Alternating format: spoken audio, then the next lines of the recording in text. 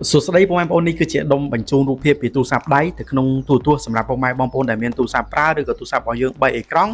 យើងចង់យកទិន្នន័យនៅក្នុងហ្នឹងឬក៏ចង់បញ្ជូនរូបភាពបញ្ជូនអេក្រង់របស់វានឹងចូលទៅក្នុងទូរទស្សន៍យើងអាចប្រើជាមួយនឹងដុំនេះបានដុំនេះគឺយើងអាចប្រើជាមួយនឹងប្រភេទទូរស័ព្ទ Android ដូចជា Samsung LG ឬក៏ Vivo Oppo ផ្សេងៗសម្រាប់ឲ្យតែមានដូច Type C ដោយ Type C ជាដូចដោតខាងណាក៏ត្រូវបងប្អូនអាចយកទៅប្រើបានហើយដើម្បីបញ្ជូនរូបភាព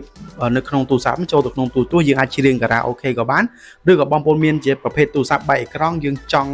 បានទិន្នន័យវាមកវិញយើងអត់មានអេក្រង់មើលយើងអាចបញ្ជូនអេក្រង់ទូរស័ព្ទហ្នឹងចូលទៅក្នុងទូរទស្សន៍បានតាមរយៈដុំនេះបងប្អូនដុំនេះតម្លៃ$15សម្រាប់បងប្អូនយកតែដុំបើសិនជាបងប្អូនមានទូរទស្សន៍ LCD ប្រើប៉ុន្តែអត់មានខ្សែ HDMI ហ្នឹងបងប្អូនអាចទិញខ្សែពីខាងខ្ញុំបានទាំងដុំទាំងខ្សែយើងលក់$70000រៀល free សេវាដឹកតែបងប្អូនយកតែដុំនេះទេសេវា$5000រៀលបងប្អូនណាអញ្ចឹងសេវាបូកថែម$5000រៀល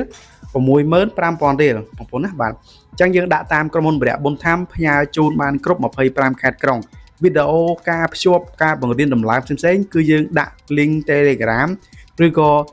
link YouTube ដើម្បីបង្រៀនបងប្អូនវីដេអូមានបង្រៀនការភ្ជាប់ផងដែរយើងផ្ញើបានគ្រប់25ខេត្តក្រុងតាមក្រុមហ៊ុនបរិយបុនថាំអរគុណច្រើន